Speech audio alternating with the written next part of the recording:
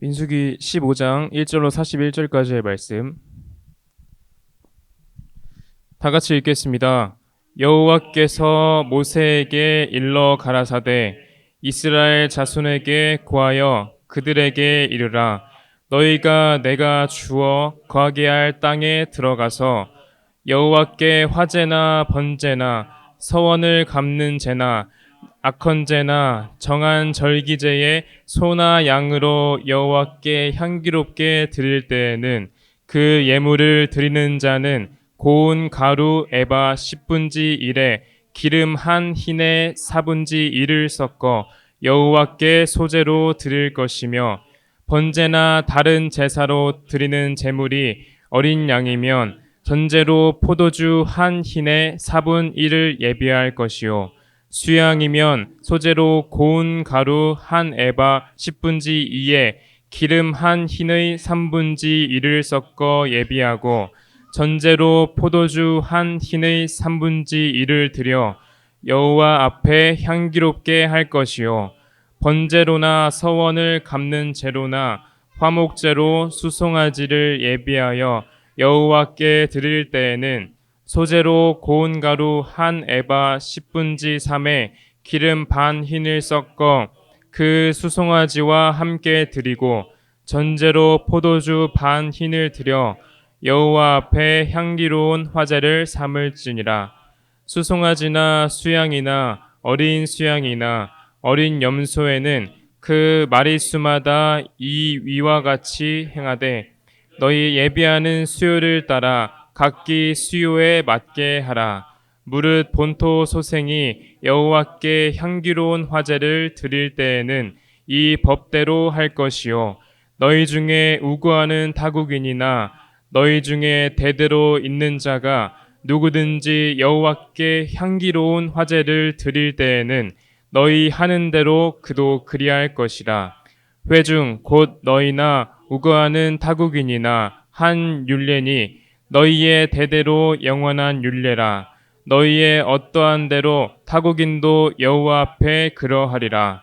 너희나 너희 중에 우거하는 타국인이나 한 법도 한 규례니라. 여호와께서 모세에게 일러 가라사대 이스라엘 자손에게 고하여 이르라. 너희가 나의 인도하는 땅에 들어가거든 그 땅의 양식을 먹을 때에 여호와께 거제를 드리되 너희의 처음 익은 곡식 가루떡을 거제로 타작마당의 거제같이 들어 드리라. 너희의 처음 익은 곡식 가루떡을 대대에 여호와께 거제로 드릴지니라. 너희가 그릇 범죄하여 여호와가 모세에게 말한 이 모든 명령을 지키지 못하되 곧 여호와가 모세로 너희에게 명한 모든 것을 여호와가 명한 날부터 이후 너희의 대대에 지키지 못하여 회중이 부지중에 그릇 범죄하였거든 온 회중은 수송아지 하나를 여호와께 향기로운 화제로 드리고 규례대로 그 소제와 전제를 드리고 수염소 하나를 속죄제로 드릴 것이라. 제사장이 이스라엘 자손의 온 회중을 위하여 속죄하면 그들이 사함을 얻으리니 이는 그릇 범죄함이며 또 그 그릇 범죄함을 인하여 예물 곧 화제와 속죄제를 여호와께 드렸음이라. 이스라엘 자손의 온 회중과 그들 중에 우고하는 타국인도 사함을 얻을 것은 온 백성이 그릇 범죄하였음이니라. 만일 한 사람이 그릇 범죄하거든 1년 된 암염소로 속죄제를 드릴 것이요, 제사장은 그 그릇 범죄한 사람이 그릇하여 여호와 앞에 얻은 죄를 위하여 속죄하여 그 죄를 속할지니 그리하면 사함을 얻으리라.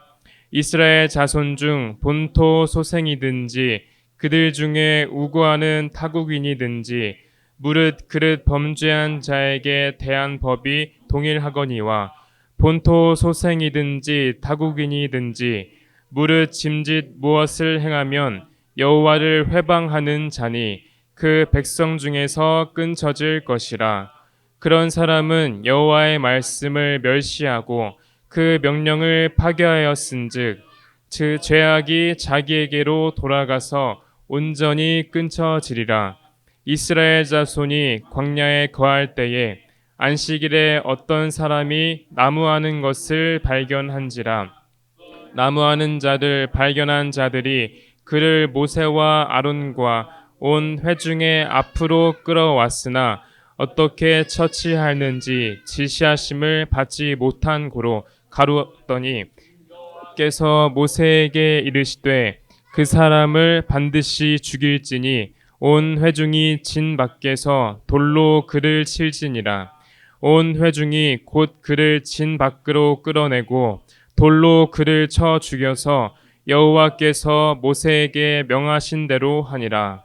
여호와께서 모세에게 일러 가라사대 이스라엘 자손에게 명하여 그들의 대대로 그 옷단 귀에 술을 만들고 청색 끈을 그 귀의 술에 더하라.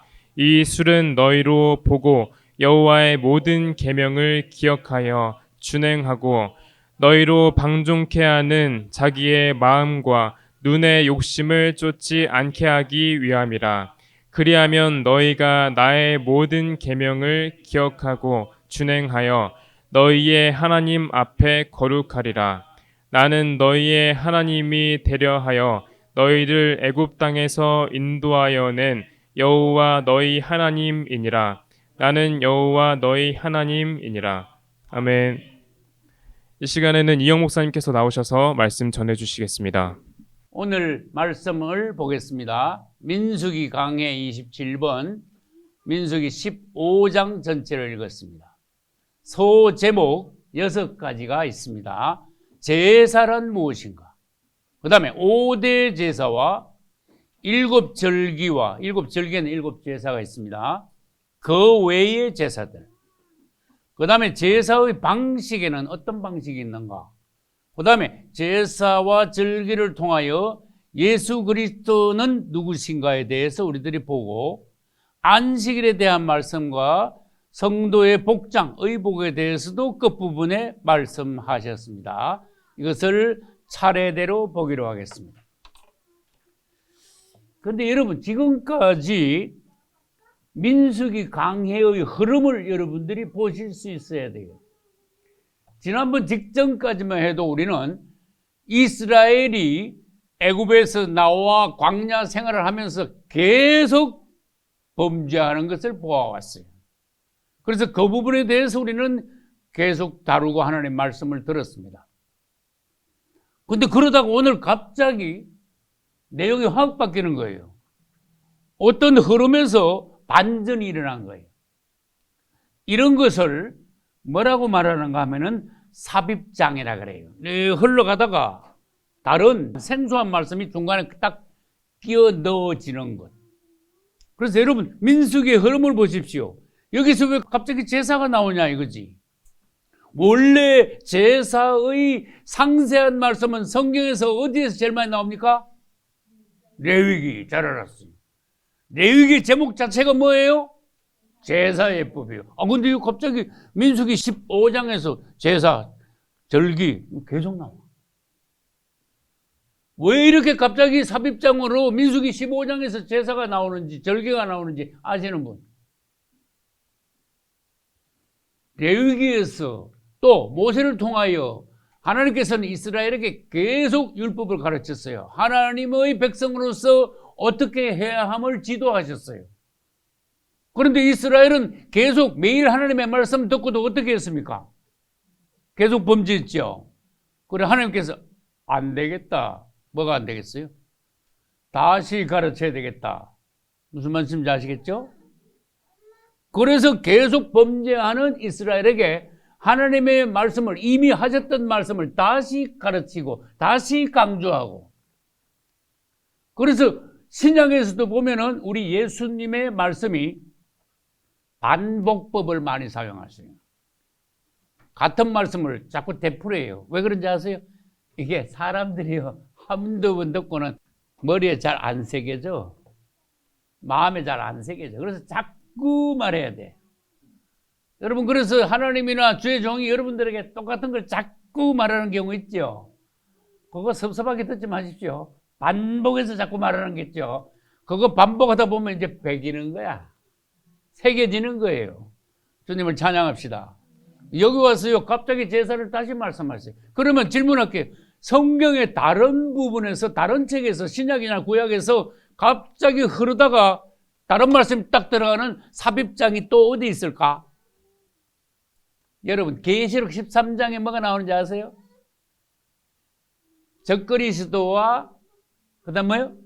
거짓 선지자가 나와. 근데 흐름을 이렇게 보면은 그 엉뚱하게 적그리스도가 거기서 나올 차례가 아니야. 적그리스도는 이미 벌써 훨씬 전에 나왔어야 돼. 적그리스도는 벌써 7장, 8장 거기서 나왔어야 돼. 근데 7장, 8장 그 전에 적그리스도가 나왔어야 되는데, 계시록 흐름으로 봐서는. 그런데 적그리스도가 13장에 가서 나오는 거야. 여러분, 계시록 9장은 벌써 대환란이 시작됩니다. 그런데 9장에서 대환란이 시작되는데 적그리스도는 대환란이 시작되기 3년 반 전에 벌써 나타났어. 그래야 안 그래요? 적그리스도의 출현이 어디 있습니까? 여기 있죠. 언제? 마지막 한 일회가 시작될 때 적그리스도가 출현해요. 그렇죠. 적그리스도가 출현하죠. 그리고 전 3년 반에 성도의 환란이 있죠. 그 다음에 중간에 가면 적그리스도가 배약하지요. 그러고 난 뒤에 대환란이 있죠. 이 대환란이 시작되는 것이 그게 계시록 9장이에요. 계시록 8장 13절에 가면 대환란을 써놨지만 대환란의 예고예요. 대환란의 전조예요. 화가 있으리로다. 그리고 9장 가면 본격적으로 뭡니까? 대환란이 시작돼요. 근데 적그리스도가 벌써 3년 반 전에 나타났었잖아요. 여봐, 3년 반. 근데 계시록에서는 몇 장에 가면 적그리스도의 출현이 있다고요? 계시록 13장. 내가 보니 바다에서 한 짐승이 나오는데 7머리 10뿔이라고 했어요. 그래서 이런 것을 적그리스도가 중요하니까 어떤 사건이 쭉 나가다가 적그리스도에 관해서 한 장에 아주 자세하게 말씀하셔요. 그러다 보니까 이 적그리스도가 13장에 가서 나오는 거야.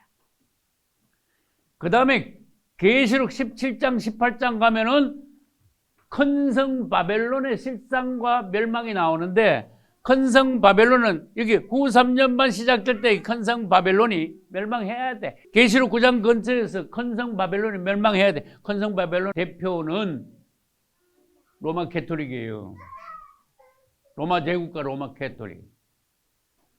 그런데 여러분, 계시록 17장, 18장에 가서 그 나중에 말씀하시는 거예요. 그 벌써 계시록 16장쯤에 가면요, 이 대환란이 끝나는 게 나와. 7 대접이 여기 나오거든. 좀 어렵죠? 여러분, 계시록 16장에 가면은 벌써 대환란 끝부분에 대한 말씀이 나오는데, 큰 성 바벨론의 멸망은 17장, 18장에 가서 나와. 그 큰 성 바벨론의 멸망은 사실은 대환란 시작할 때의 일이다, 그 말이에요. 그 순서대로 말씀을 쭉 하다가 어떤 중요한 부분을 나중에 한 장 또는 2장으로 뭉뚱그려서 더 자세히 주님께서 강조하면서 상세히 말씀하시느라고 성경에는 가끔 삽입장이 있는 거예요. 그래서 오늘 몇 장이라고요? 민수기로 말하면 몇 장? 15장. 그 다음에 계시록으로 말하면 13장. 또 계시록으로 말하면 17장, 18장. 이거 다 삽입장이에요. 여러분, 흐름을 이렇게 보고 이거 여기서 나올 장면 아는데 이게 왜 나왔는가? 삽입장으로 하시면 돼요. 그 외에 창세기에서 여러분이 계시록까지 이런 것들을 읽다가 찾아낼 수 있으면 여러분들이 성경을 잘 보시는 거예요. 할렐루야. 그러면 소제목을 보겠습니다. 제사란 무엇인가? 신약에 와서는 제사라는 단어를 많이 안 씁니다. 구약에서는 제사라는 단어가 많이 나옵니다. 구약의 제사를 먼저 우리들이 성경적으로 풀이하고 이것을 신약에 뭘로 돌려야 돼요? 예배로 돌려야 돼요. 구약의 제사는 신약의 예배다. 할렐루야. 그러면 제사가 뭔지 먼저 보겠습니다. 그러면 예배가 뭔지 자동적으로 답이 나와. 제사는 하나님께 나가는 거야. 먼저 나가야 뭐 일이 되지. 제사는 첫째 하나님께 나가면 하나님 어떻게 돼요? 만나야지. 하나님께 나가 하나님을 만나고, 만나면 뭐 해야 돼요? 서로 쳐다보고 있어야 돼요? 서로 대화를 해야지. 하나님께 나가서 하나님을 만나고 그 다음에 대화하는 걸 교통한다 그래요. 할렐루야. 여러분, 사람이 하나님을 만날 수 있다. 깜짝 놀라야 돼. 깜짝 놀래. 나도 깜짝 놀랐으니까. 사람이 하나님 만날 수 있다고? 보통 사람들은 뭐래? 하나님 어디 계시 그러죠? 당신이 안 만나봤으니까 안 믿어지니까. 근데 하나님이 계시다는 자체를 믿는 거죠. 어구, 그거 벌써 복 튀었어, 그 사람. 하나님이 살아계신 거 믿는 거 그 자체가 50점. 할렐루야. 그 다음에 뭐 하나님을 만났다 그러면 사람들 말하는데 하나님을 어떻게 만나? 못 만나봤으니까 어떻게 만나 그러지. 하나님을 만났다 그러면 이제 7, 80점으로 올라가는 거야. 할렐루야. 자, 제사는 무엇인가? 다시 합니다. 하나님께 나아감. 그 다음에 하나님을 만남. 하나님과 교통함. 교통하면서 하나님께 뭔가 드리고 받고 하는 게 있어야 돼. 주고받는 게 있어야 돼. 기브 앤 테이크라 그러죠.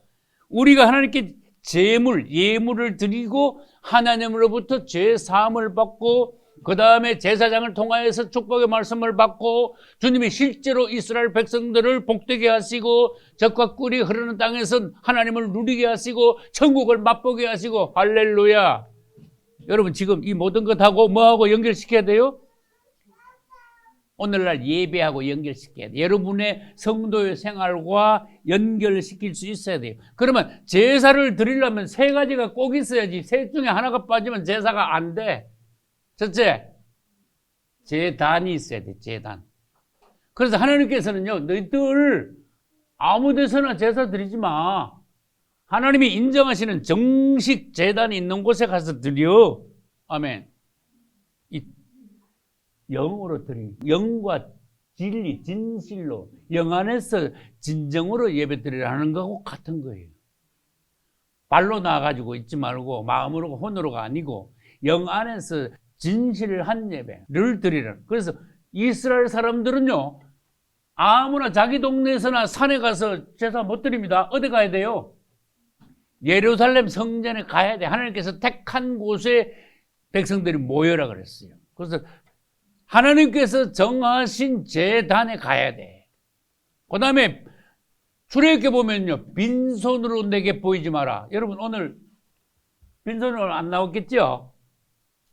빈손으로 안 나왔겠지. 손 다 내밀어봐요. 빈손으로 안 나왔겠지. 그게 무슨 말이에요? 내가 전에 그랬잖아. 나 이게 성경 읽다가 옛날에 교회 갈 때는 돈을 가져가야 되는구나. 나 그렇게 생각했어. 근데 나중에 그게 아니야. 사람이 머리가 이게 참 단순하지, 그죠? 빈손으로 오지 말라는 게 겨우 생각나는 게 돈밖에 생각 안 나냐. 아이고 참. 나중에 보니까 주님께 영광 돌릴.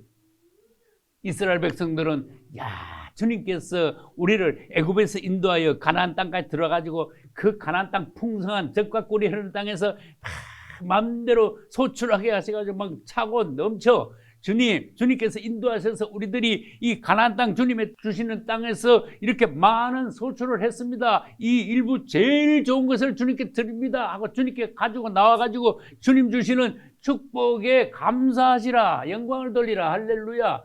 그냥 뭐 아무것도 안 가지고 지가 다 먹고 그냥 똘레똘레 나가지고 그건 아니지요. 그럼 여러분들이 오늘 하나님께 나오실 때는 헌금 가지고 나오는 소리가 아니야. 그동안에 일주일 동안 주님께서 우리를 구원하셔서 이 땅에 빛과 소금으로 살게 하시고 우리를 축복하셔서 부족함이 없게 누리게 하셨는데 주님 나 오늘 감사로 왔습니다. 감사 먼저. 할렐루야. 주님께 영광 돌립니다. 새로 이렇게 축복을 받았습니다. 은혜를 더 주셨습니다. 말씀 듣고 은혜 받고 기도하면서 주님께서 감동 주시고 또 우리 직장에서 가정에서 어떻고 저쩌고 감사할 일이 너무 많습니다. 와서 막 갖다가 하나님께 감사로 막 올리는 거야.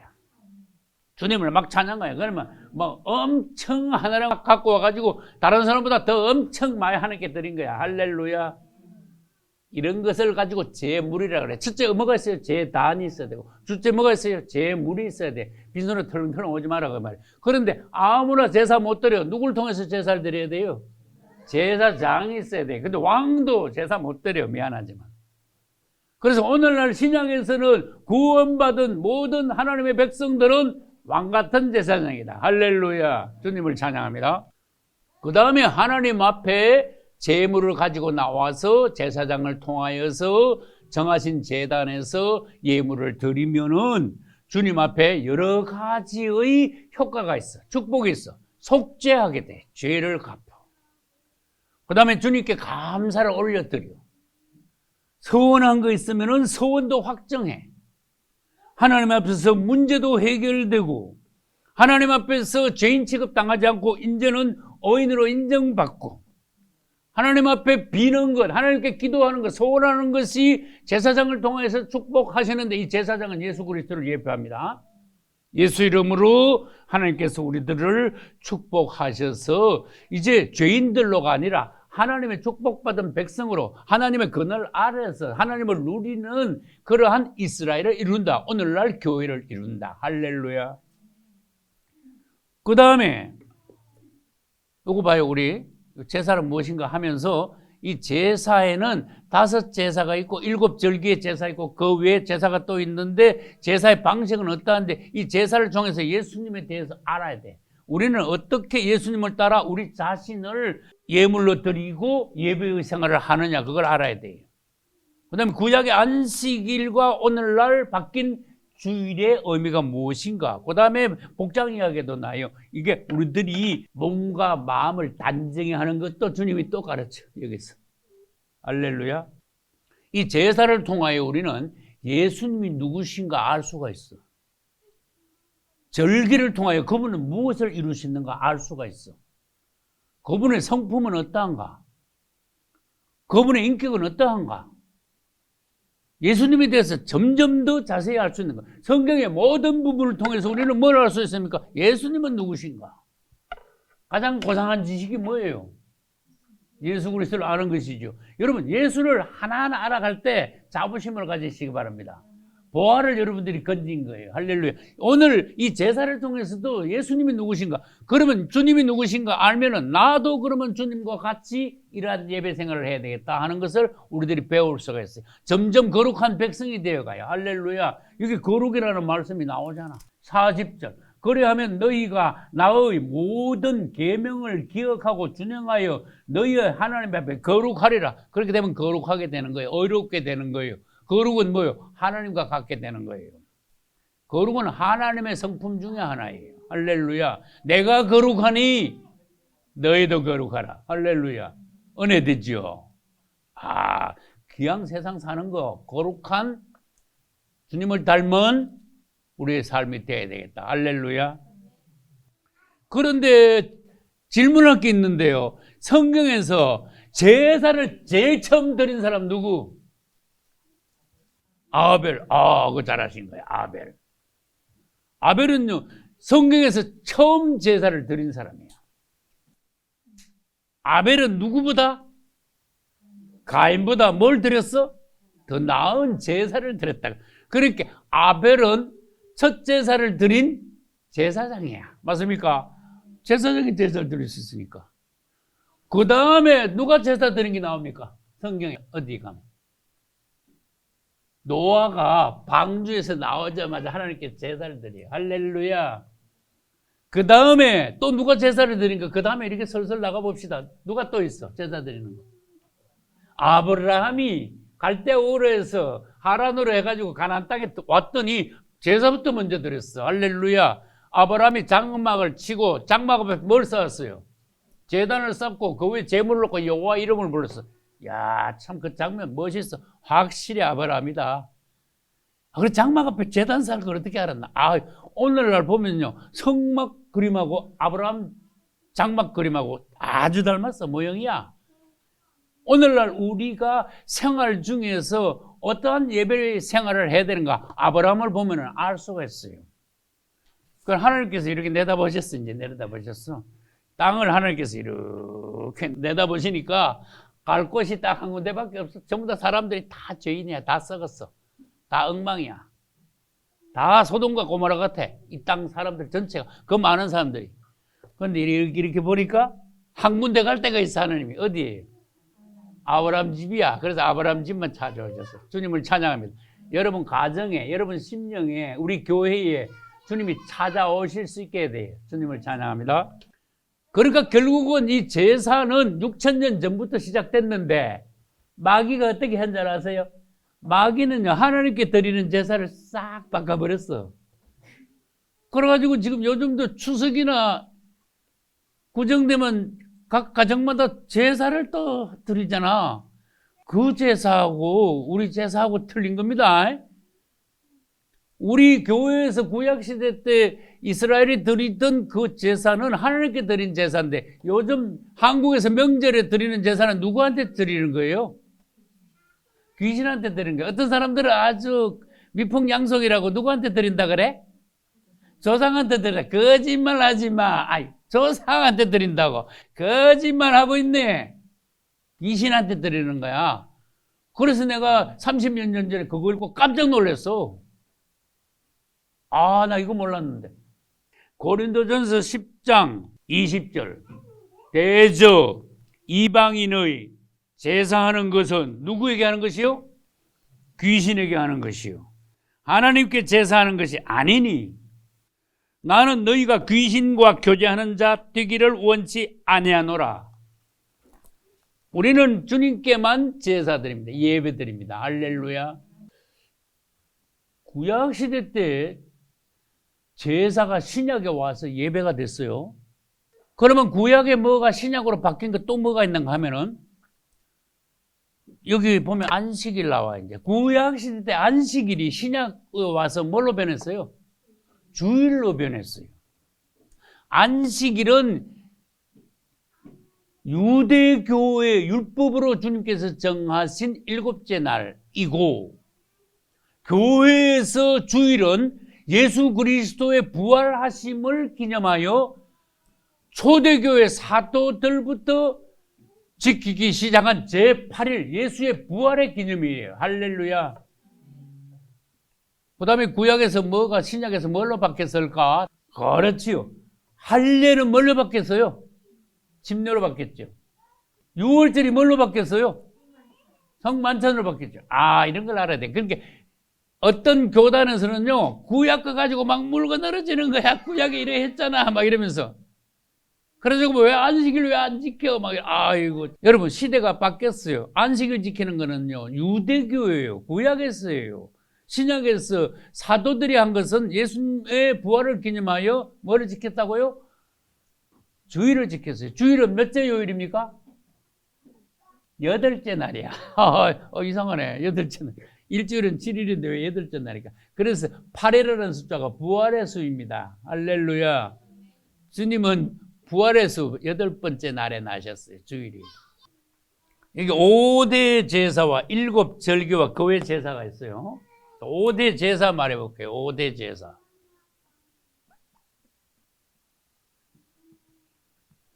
첫째, 번제. 둘째, 소제. 셋째, 화목제. 넷째, 속죄제. 다섯째, 속건제. 그 다음에 7절기 제사. 7절기. 이건 간단하게 좀 씁시다. 유, 그 다음에 무, 그 다음에 초, 그 다음에 오, 그 다음에 나, 그 다음 속, 그 다음 장. 6월절, 무교절, 초실절, 오순절, 나팔절, 속죄일, 장막절. 할렐루야. 자, 그러면은 7절기를 띄워보겠습니다. 7절기를 먼저 봅니다. 6월절은 이스라엘 달력으로 1월 14일 날 드리는 거예요. 그 저녁에. 출애굽을 기념하여 그날 양을 잡아. 양을 잡아가지고 양피는 바깥에 바르고 문서죠. 그 다음에 양고기는 구워 먹고. 그건 뭔데? 예수 그리스도가 유월절 양이시다. 오늘. 그 다음에 무교절. 유월절 지나고 바로 다음 날이야. 바로 다음 날부터 일주일, 1월 15일부터 일주일간 누룩 없는 떡을 그때 먹어야 돼. 누룩을 집에 놔둬도 안 돼. 그것은 누룩이 없으니까 흠없는, 죄 없는 예수 그리스도를 예표해요. 세 번째, 초실절. 처음 익은 열매, 처음 익은 곡식, 그런 뜻이에요. 이스라엘에 농사 짓다가 이 과수원의 열매나 밭에 밀이나 보리가 처음 익었을 때 싹 보고 제일 처음 익으면 싹 빼가지고 첫 단을 하나님께 드려요. 그럼 초실절은 언젠데? 6월절이 지나면 안식일 어쨌든 올 거 아니에요. 안식일 그 다음 날이야. 예수님이 언제 돌아가셨습니까? 6월절 날 돌아가셨어요. 예수님이 6월절 날 돌아가셨는데 돌아가시고 그 다음 날이 안식일이야. 아셨어요? 그렇게 금요일 날 돌아가셨다. 그 말씀이 잘 기억하세요. 예수님이 금요일 날 돌아가셨습니다. 근데 금요일 날 딱 돌아가셨는데 그 다음 날이 뭐라고요? 안식일이야. 그럼 안식일 다음 날에 예수님이 부활하셨어. 사망에서 그분은 초실, 처음 익은 열매로 그분은 부활하여 일어나셨어요. 할렐루야. 초실절은 부활하신 예수님을 예표해요. 주님을 찬양합니다. 그 다음에 오순절, 초실절부터 시작해서 50일째야. 그것을 다른 말로 오순절을 77절이라 그래. 그 다음에 보리 벤다고 해가지고 밀 벤다 가지고 맥추절 이렇게 말을 해요. 그래서 추수하는 거지. 추수 기념이에요. 추수 기념하고 추수를 감사하는 거예요. 그래서 오순절날 사도행전 2장에서 무슨 일이 벌어졌습니까?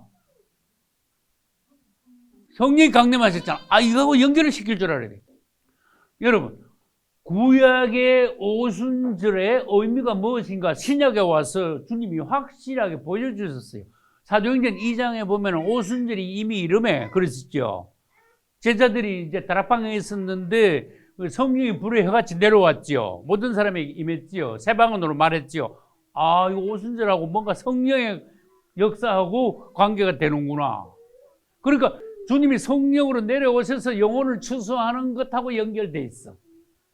구약의 오순절은 추수하는 것과 관계되지만 신약에 와서 오순절은 성령의 강림과 관계되어 있어요. 우리들이 성령 받음, 성령 내림과 관계되어 있어요. 할렐루야.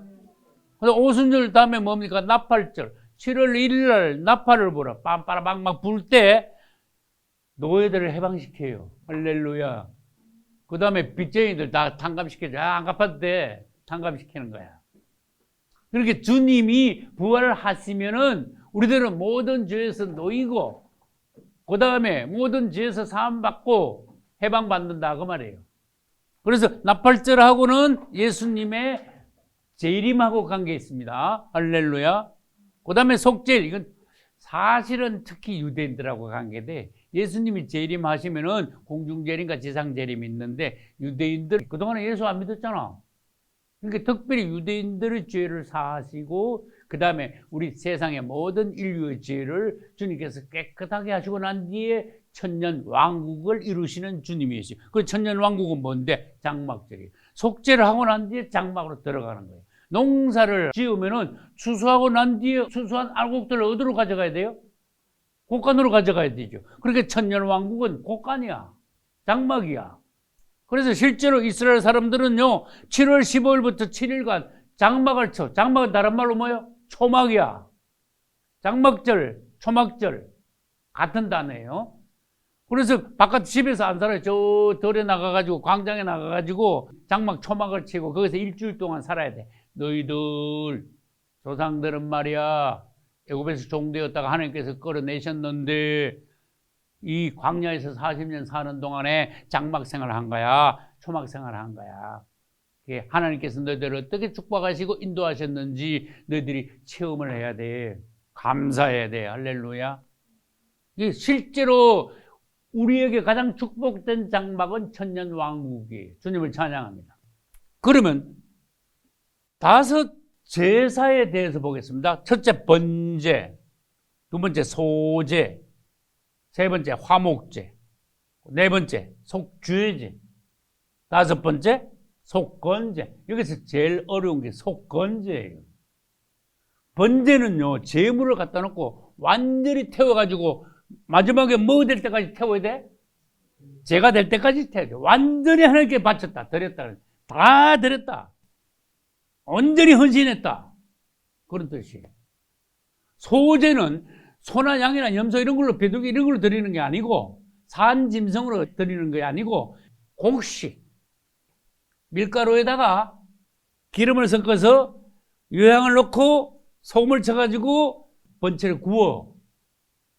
그래서 말하자면은 이 안식일에 제사장들이 떡 12개를 구워가지고 이렇게 새로 올리지요. 떡상에다가. 소제도 그거는 비슷한 방식으로 제사장들에게 만드는 방식을 주님이 가르쳐 주셨어요. 이 소제는 다른 제사들 드릴 때 같이 드리는 거예요. 소제만 별도로 드리는 제사는 없어요. 다른 제사와 함께 드리는 곡식 종류로 드리는 제사, 제물. 그게 뭐예요? 소제야. 그 다음에 소제 다음에는 뭐가 나옵니까? 화목제. 화목 그러니까 단어 쉽지요? 아유, 하나님하고 요즘, 아유, 관계가 끌끌한 것 같아. 아, 요즘 목사님 보니까 나 보시는 눈이 그렇게 즐겁지 않고 그냥 조금 그런 것 같아. 그럼 뭔가 좀 화목을 좀 해야 되겠다. 하나님하고 나하고 사이에 뭐 끌끌하고 찝찝우리한 거 있으면은 하나님하고 다시 화목하려면은 자녀들은 뭐라 해야 돼? 아파트 와서 자꾸 얘기도 걸고, 그 다음에 사모님은 나한테 어떻게 해야 되겠어? 또 아양도 좀 떨고, 그죠? 그러면 이제, 아우, 기분이 서로 좋아지잖아. 하나님하고도 마찬가지야.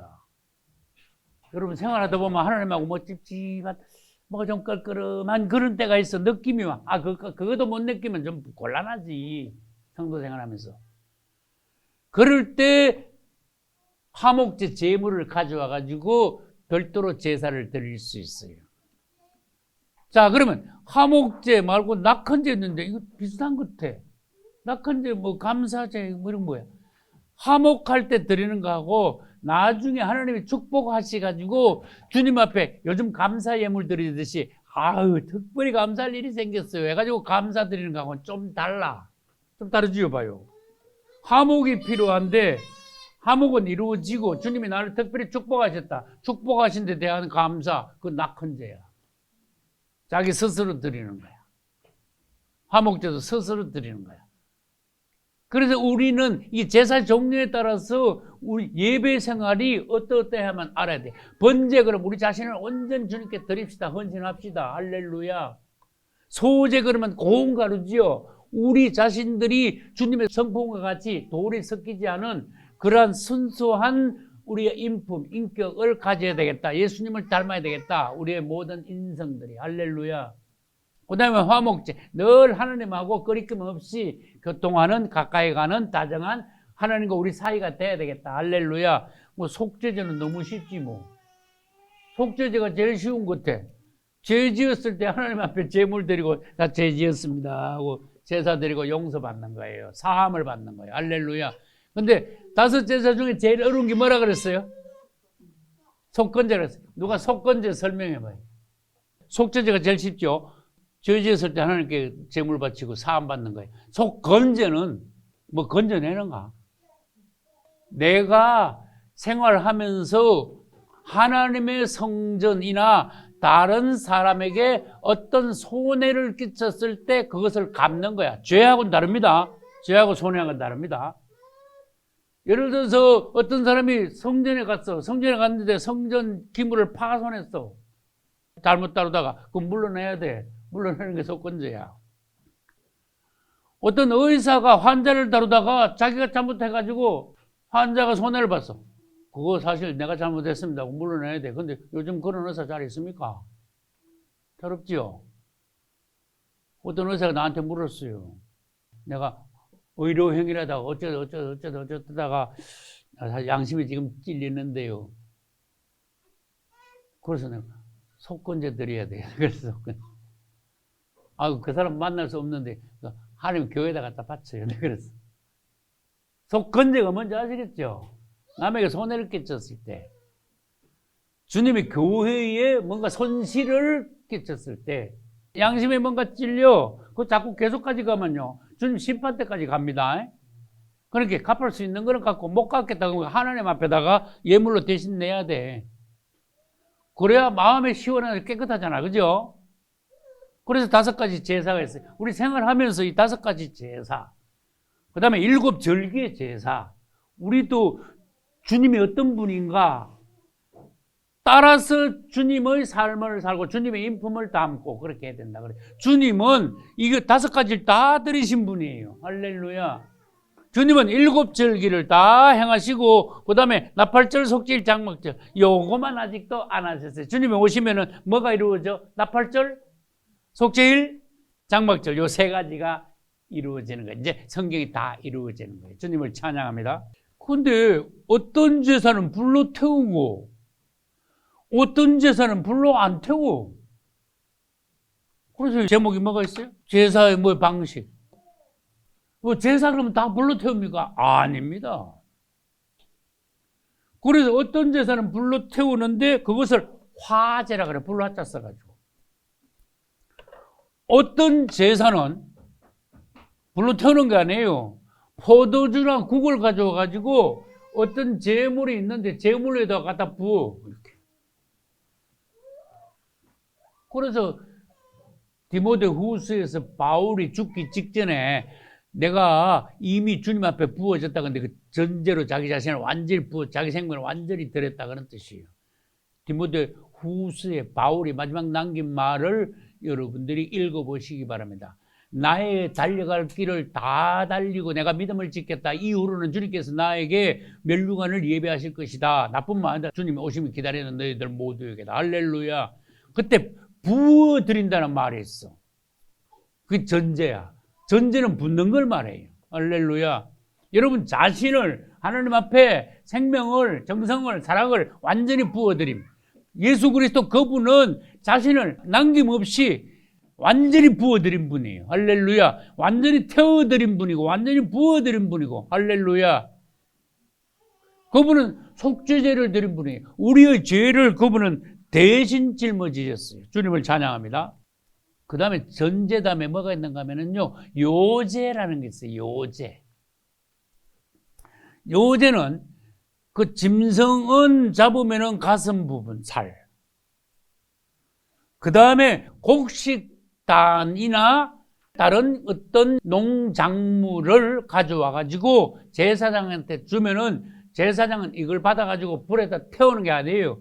불에다 태우지 않고 제물을 백성들이 가져왔으면 이거 주님 앞에 드리는 겁니다. 어쩌고저쩌고. 아, 이건 요제로 드리는 겁니다. 하면요, 이거를 좌로 우로 흔들어. 근데 우리한테 그 제사장 몫이야.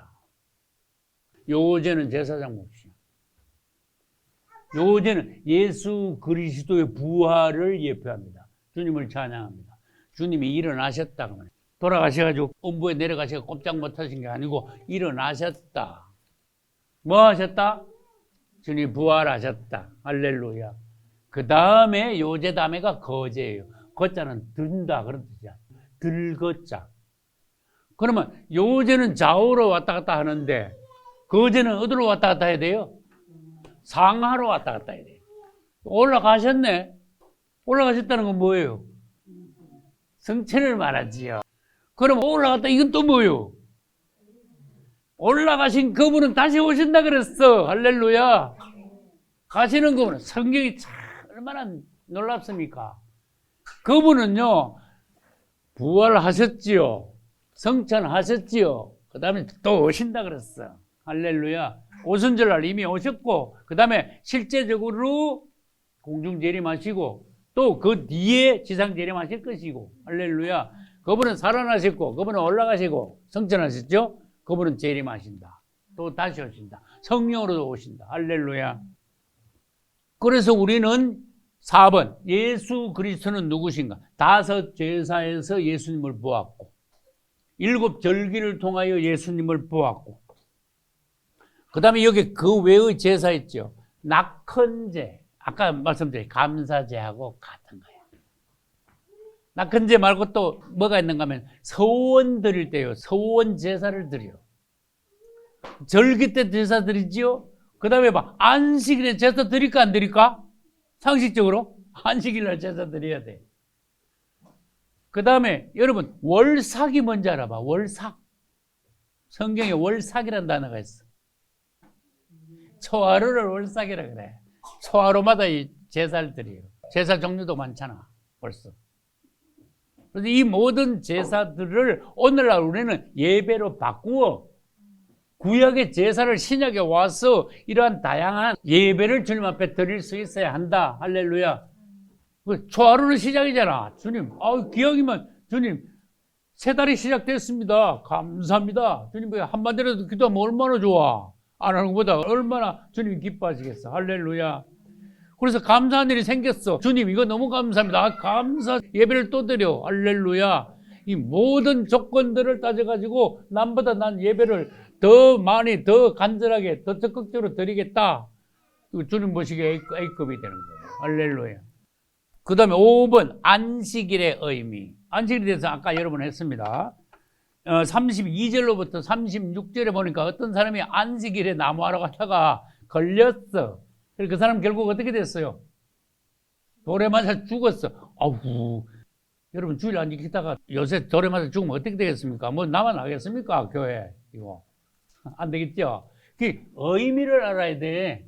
안식일을 안 지키는 자는 하나님의 백성 중에 끊쳐지리라.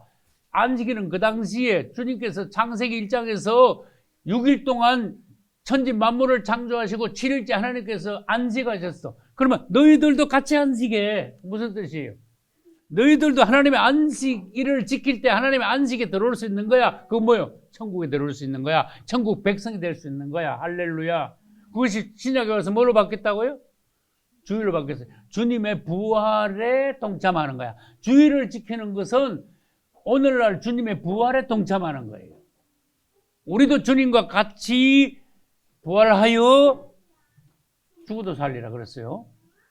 나를 믿는 자는 죽어도 살겠고. 그래서 우리는 영원히 주님의 부활에 동참하여 천년왕국과 새로운 삶을 누리게 될 것이다. 할렐루야. 안식일 안 지키면 이렇게 죽는 거야. 주님의 부활에 동참하지 못하는 자는 결국 지옥이야. 그런 뜻이에요. 이거 보면 너무나 매정한 것 같죠? 그런데 사실은 주님이 뭔가 가르쳐주고 계셔. 다시 합니다. 구약의 안식일은 신약의 뭐다? 주일이다. 구약에서는 안식일을 기억하여 거룩히 지키라 그랬죠. 그럼 신약으로 바꿔볼까? 주일을 기억하여 거룩히 지키라. 오늘 거룩한 날이에요. 뭐의 기념일이에요? 주님이 부활하신 기념일이에요. 그 다음 보겠습니다. 성도의 단정한 의복. 이거 갑자기 의복이 나와. 너희들 옷에다가 말이야 끝에다가 술을 달고 오늘 청색끈을 달아라 그랬어요. 이거 해석하기 쉬운 게 아닌데 간단하게 말해볼게. 성도들아 복장을 단정해라. 복장뿐만 아니라 외모를 단정해라니까. 이게 딱 보면은 예수 믿는 사람 같이 거룩한 사람 같이 좀 이렇게 단정하게 해라. 근데 질문 하나 할게. 여러분 내가 주일날 목욕 안 하고 머리 안 감고 머리 안 따듬고 사모님이 나 머리 안 빗어주고 나 넥타이도 안 매고 그래 나온 적 한 번이라도 있습니까? 없습니까? 나 인물 내려고 그런 게 아니야. 하나님 앞에 단정. 주의 종으로 단정해야지. 주님을 대표하여 나오는 거 아닙니까? 그죠? 근데 외모부터 좀 단정해야지. 내가 이 티셔츠 입고 청바지 찢어진 거 나와가지고 이래가지고 흔들면서 하면 되겠습니까? 안 되겠죠? 그러면 여러분들은 뭐 아무거나 입고 됩니까? 그것도 아니죠. 단정한 복장을 하라. 그래, 복장이 단정한 것은 그 사람 마음이 단정한 걸 말해요. 할렐루야. 속에 있는 게 밖으로 드러나게 돼 있죠. 그래서 어떤 사람들 외모를 보면요, 그 사람 마음을 알 수 있어. 생활을 알 수 있어. 그 사람 수준이 드러나는 거예요. 그래서 항상 여러분들 외모를 단정히 하시는데 머리끝에서 발끝까지 단정히 하셔야 돼요. 나는 어디를 가든지 주의 종으로서 주님을 대표하여 내가 어디를 가기 때문에 외모부터 나는요 확실합니다. 흐트러진 적 없습니다. 시간도 확실히 지킵니다. 그래서 나를 통하여서 주님의 이름이 훼손되지 않게 교회의 이미지가 나빠지지 않게 지적을 받지 않도록 나는 주님을 대표하여 서고 나아갑니다. 어디든지 갑니다. 여러분도 그렇게 해주시기 바랍니다. 할렐루야. 여기서 끈을 하필이면 색깔 중에서 청색을 매래. 청색은 하늘에 속한 거야. 너희들은 땅에 속한 백성이 아니거든. 그렇게 하늘에 속한 백성이 돼야 돼. 그런 생활을 해야 돼. 그렇게 거듭나야 돼. 그러면 흰색은 뭔데요? 순교를 말하는 거야. 붉은색은 뭔데요? 예수 그리스도의 피를 상징 예표하는 거예요. 예수 그리스도의 피. 청색은 하늘색이라고 그랬잖아. 하늘에 속한 거예요. 검정은 죄지. 마귀 나쁜 거지. 그죠? 그래서 39절에 보면은 왜 단정히 입을 하는가? 외모부터 단정히 하고 하나님 앞에서 거룩한 백성의 모습을 보이라 하는가 하면은 이 술은 너희로 보고 여호와의 모든 계명을 기억하여 준행하고 너희로 방종케 하는 자기의 마음과 눈의 욕심을 쫓지 않게 하기 위함이라. 그리고 40절 끝에 하나님 앞에 거룩하리라 그랬어요. 그래서 단정히 해야 어떻게 한다고요? 방종하지 않는다. 그 다음에 단정히 해야 마음과 눈의 욕심을 쫓지 않는다. 단정히 해야 그 다음에 하나님의 법을 기억하고 거룩한 자가 된다. 할렐루야. 세상 사람들을 따라서 외모를 여러분들이요, 세상 사람들이 이렇게 하니까 여러분들이 이렇게 하고, 세상 사람들이 이런 구두 신으니까 저런 스타일 하니까 그렇게 따라하지 마세요. 하나님 보시기에 단정히 하세요. 할렐루야. 주님을 찬양합니다. 그러므로 여러분들이 다 거룩한 성도들이 되어 우리 함께 새 예루살렘까지 들어갈 수 있기를 예수 이름으로 축복합니다.